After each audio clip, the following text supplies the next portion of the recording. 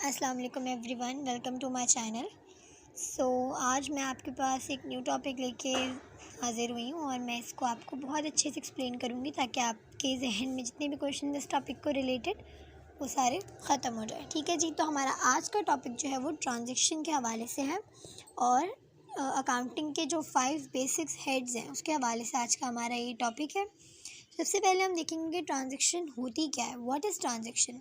यहाँ पर एक छोटी सी डेफिनेशन है ट्रांजैक्शन की, which is any exchange of value और movement of money from one person to another person is called transaction.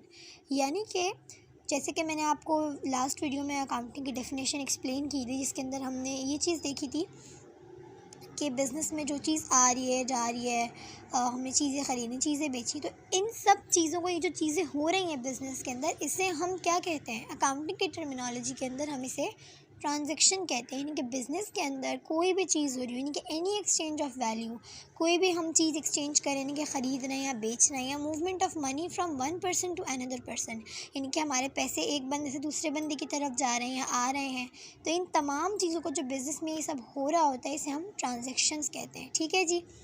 अच्छा, अब ट्रांजैक्शंस भी हमारे पास दो तरह की होती हैं, एक होती है कैश ट्रांजैक्शन और एक होती है क्रेडिट ट्रांजैक्शन।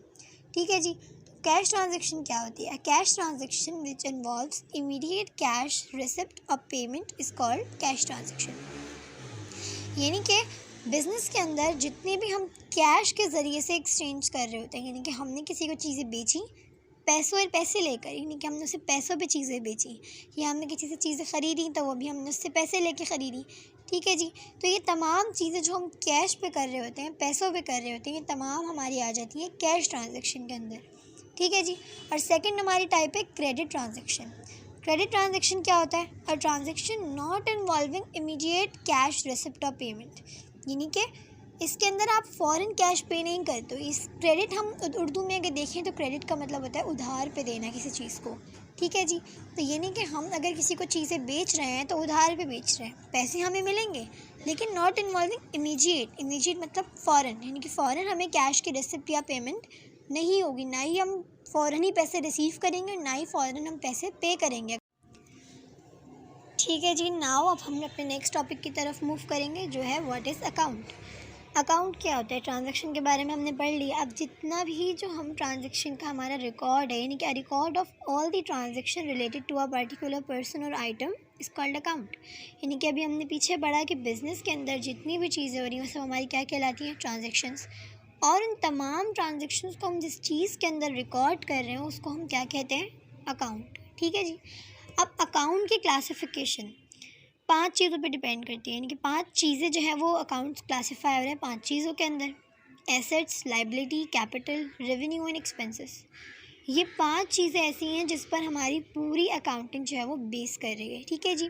एसेट्स पे, लायबिलिटी पे, कैपिटल पे, रेवेन्यू पे एंड एक्सपेंसेस पे। ठीक है जी। अच्छा, एसेट्स जो है वो हमारे फर्दर डिवाइड हुए हैं 2 टाइप्स के अंदर, which is current assets and fixed assets. And fixed assets और further divide in tangible and intangible assets के अंदर। ठीक है जी। और लाइबिलिटी भी इसी तरीके से दो पार्ट्स में डिवाइड है, current liability and non current liability. And बाकी 3 जो है वो कैपिटल, रेवेन्यू एंड एक्सपेंसेस हैं।